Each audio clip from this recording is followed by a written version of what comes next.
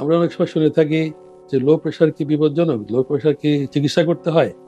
আসলে দেখা গেছে আমাদের প্র্যাকটিসে আমরা দেখেছি, আপনারাও জানেন অনেকে, যে মানুষের সাধারণত প্রেশার 100 উপরে নিচে 60 থাকে সাধারণত, কোনো অসুখ না হয়েও এটা নর্মাল থাকে।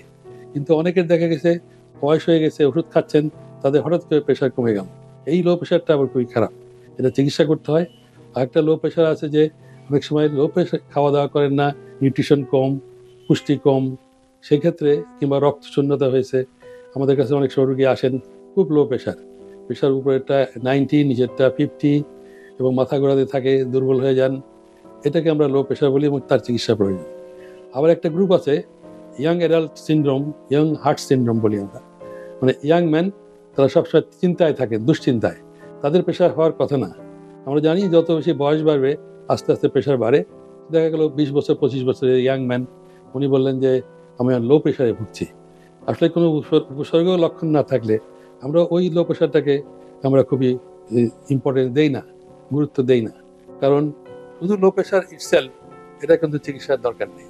কিন্তু লো প্রেশারের সাথে উপসর্গ থাকে, লক্ষণ থাকে, দুর্বলতা থাকে, এবং কারণ খুঁজে বের করতে পারি আমরা, তাহলে কিন্তু হতে পারে। বিশেষ করে বয়স্ক লোকরা আমাদের কাছে যখন আসেন লো প্রেশার নিয়ে, তখন কিন্তু আমরা জানি যে হার্ট অ্যাটাক হতে পারে, অন্যান্য কারণে হতে পারে। আর আজকাল আমাদের দেশে ডেঙ্গু হচ্ছে, ডেঙ্গুর জন্য কিন্তু অনেক লো প্রেশার হতে পারে।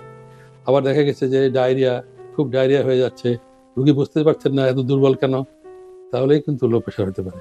সেই সব ক্ষেত্রে, সেই সব লো প্রেশারের ক্ষেত্রে আমাদের ঠিক মতো তাড়াতাড়ি চিকিৎসা করা উচিত।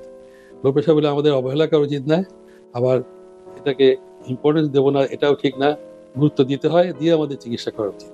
আপনাদের স্বাস্থ্য বিষয়ে সচেতন করার জন্যই আমাদের এই আয়োজন। তাই প্রতিনিয়ত স্বাস্থ্য বিষয়ে বিভিন্ন টিপস পেতে আমাদের চ্যানেলটি সাবস্ক্রাইব করুন এবং বেশি বেশি লাইক ও শেয়ারের মাধ্যমে সবাইকে আমাদের সঙ্গে সংযুক্ত হবার সুযোগ করে দিন।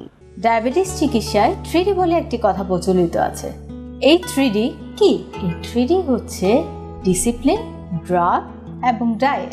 আপনি ডিসিপ্লিন লাইফ লিড করছেন, ড্রাগসও খাচ্ছেন, কিন্তু ডায়েট সেটি কেমন হবে? এই বিষয়ে সঠিক পরামর্শ দিতে পারবেন একজন পুষ্টিবিদ। তাই এই বিষয়ে সমন্বিত সেবা দিতে রয়েছে আমরা।